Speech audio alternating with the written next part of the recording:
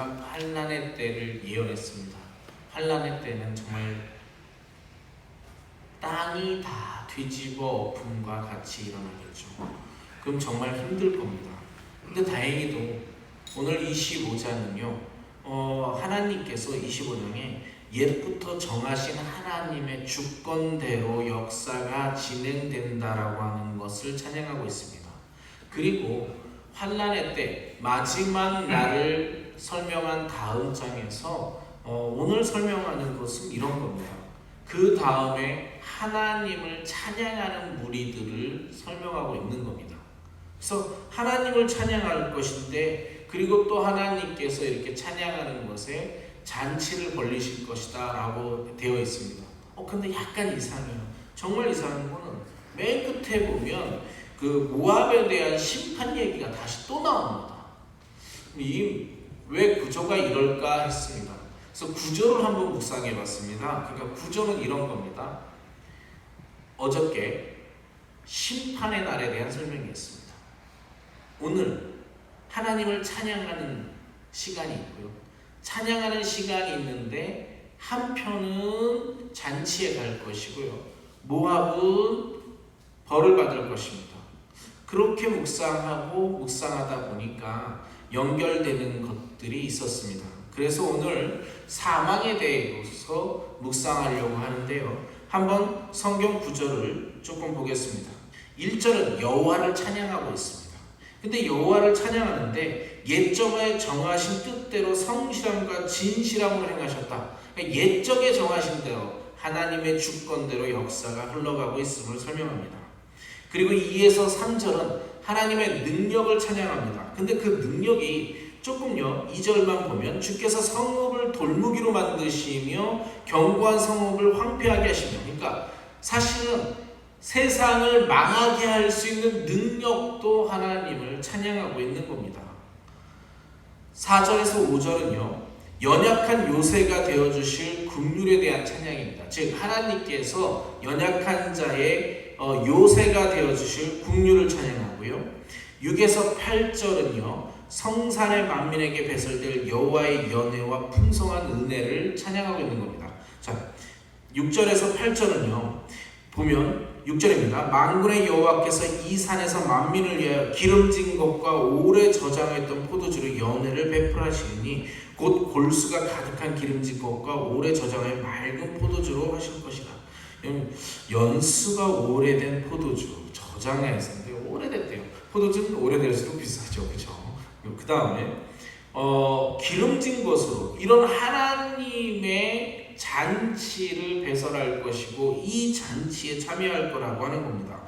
그런데 8절 보십시오. 8절에 보면 사망을 영원히 멸하실 것이라 이렇게 됐습니다. 자, 사망을 영원히 멸하실 것이다 이렇게 되어 있는 것부터 우리가 고민을 해보는 겁니다. 여러분, 사망이 뭘까요? 사망, 죽는 거? 그럼 죽는 게 뭘까요? 예요. 사실은요, 우리의 크리스찬들이 갖고 있어야 될 사망의 개념은 조금 달라야 됩니다. 제가 가끔 대화를 하다 보면, 크리스찬들하고 대화를 하다 보면 그렇게 생각을 안 하는데 말은 이렇게 합니다. 어떻게 얘기하냐면요, 우리 크리스찬들은 죽은 다음에 부활해서 영생을 살 것이고 믿는 자들은 영원히 죽을 것이라고 생각하는데 아무도 안 죽습니다. 오해입니다. 아무도 안 죽습니다. 믿지 않는 자들 어떻게 되나요? 영원히 지옥입니다. 우리의 영은 소멸되지 않습니다. 육체가 소멸되고 새 육신을 입는 것이지 우리는 영원히 삽니다. 사망이라고 하는 것은요, 사실은 여기서 얘기하는 사망은 멸하실 것이라는 것은 육체의 죽음을 얘기합니다. 그래서 우리가 성경에 나오는 사망을 볼 때는 정말 육체의 죽음인지 아니면 두 번째 사망, 제2사망인지 제2부활인지를 고민해 봐야 됩니다. 9절은 구원받은 자들의 찬양입니다. 9절은 구원받은 자들이 우리가 그를 기다렸으니 그가 우리를 구원하셨다고 기뻐하는 장면을 설명하고 있는 겁니다. 그런데 10절에서 12절은요, 모압에 대한 심판인데 다시 그 교만이라고 이야기를 합니다. 교만 때문에 심판합니다. 자, 한번 볼게요. 하나님의 심판이 있는데 한쪽은 잔치에 들어가서 한쪽은 기뻐하며 즐거워할 것입니다. 한쪽은 교만 때문에 망할 것이고 심판받는데 정말 고난의 시간이 있을 것입니다. 이 구조를 똑같이 이 구조를 한번 보십시오. 이 구조를 보면 생각나는 구절이 없습니까? 저는 묵상을 하다가 이게 생각났습니다. 그래, 마지막 때에 예수님께서 한 편은 오른쪽에 한 편은 왼쪽에 둔다 그러셨지. 그래, 우리는 오른편과 왼편으로 갈라질 심판의 날을 기다리고 있지라고 하는 걸 묵상했습니다. 마태복음 25장 31절부터 35절과 41절 제가 낭독해드리겠습니다. 인자가 자기 영광으로 모든 천사와 함께 올 때에 자기 영광의 보좌에 앉으리니 모든 민족을 그 앞에 모으고 각각 구분하기를 목자가 양과 염소를 구분하는 것 같이 하여 양은 그 오른편에 염소는 왼편에 두리라. 그때 임금이 오른편에 있는 자들에게 이르시되 내 아버지께 복받을 자들이여 나와 창세로부터 너희를 위하여 예비된 나라를 상속받으라. 창세로부터 예비된 나라를 상속받으라고 오른편에 앉히신다고 하십니다. 그리고 내가 죽일 때 너희가 먹을 것을 주었고 목마를 때 마시게 하였고 나그네가 되었을 때 영접하였고 너희들 오른쪽에 둔 이 선택받은 자들이 왜 오른쪽에다 두었는지를 설명을 그 다음부터 쭉 하시다가 41절에 또 이렇게 얘기합니다. 또 왼편에 있는 자들에게 이르시되 저주를 받은 자들아 나를 떠나 마귀와 그 사자들을 위하여 예비된 영원한 불의 못에 들어가라. 불의 못, 불의 영못, 불의 영못에 영원하게 들어가는 것이죠. 또 다른 생각나는 거 없습니까? 몇 가지가 생각났는데 요한계시록 하나만 더 보겠습니다. 요한계시록 11장부터 15절까지 제가 낭독해드리겠습니다. 또 내가 크고 흰 보좌와 그 위에 앉으신 이를 보니 땅과 하늘이 그 앞에서 피하여 간 데가 없더라. 또 내가 보니 죽은 자들이 큰 자나 작은 자나 그 보좌 앞에 서 있는데 책들이 펴 있고 또 다른 책이 펴져 있으니 곧 생명책이라. 죽은 자들이 자기 행위를 따라 책들에 기록된 대로 심판을 받으니 바다가 그 가운데서 죽은 자들을 내주고 또 사망과 음부도 그 가운데서 죽은 자들을 내주매 각 사람이 자기의 행위대로 심판을 받고 사망과 음부도 불못에 던져지니 이것은 둘째 사망 곧 불못이라. 누구든지 생명책에 기록되지 못한 자는 불못에 던져지더라. 어떤가요, 여러분? 오른쪽과 왼쪽으로 기록되어집니다. 생명의 책에 이름이 기록되지 못하면 나와 있지 않지만 사망의 책에 기록되는 것입니다. 심판의 날이 있다는 겁니다. 오른쪽과 왼쪽으로 갈라지는 때가 있다라고 하는 뜻입니다. 기독교인에게 죽음이란 무엇일까요? 우리의 영은요, 믿든지 안 믿든지 영원히 삽니다. 이 오늘 요한계시록에서는 이것을 불연못에 들어가는 것을 둘째 사망이라고 얘기합니다. 첫째 사망과 둘째 사망. 이것은요, 첫째 사망은 우리의 육신이 썩는 것입니다. 둘째 사망은요, 영은 소멸하지 않습니다. 사망의 진정한 의미는요, 하나님과의 분리입니다.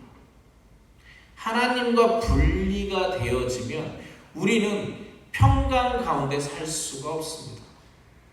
즉, 우리는 기쁨의 잔치에 참여하든지 아니면 영원한 고통과 불안 속에서 살아가든지 그 둘 중에 하나의 운명에 처해져 있다는 겁니다.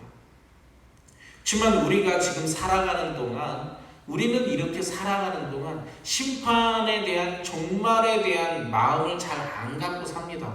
저만 해도 그래요. 종말론적인 삶을 살아가야 된다고 이렇게 설교도 하고 말도 하고 다니지만 매일매일 까먹습니다.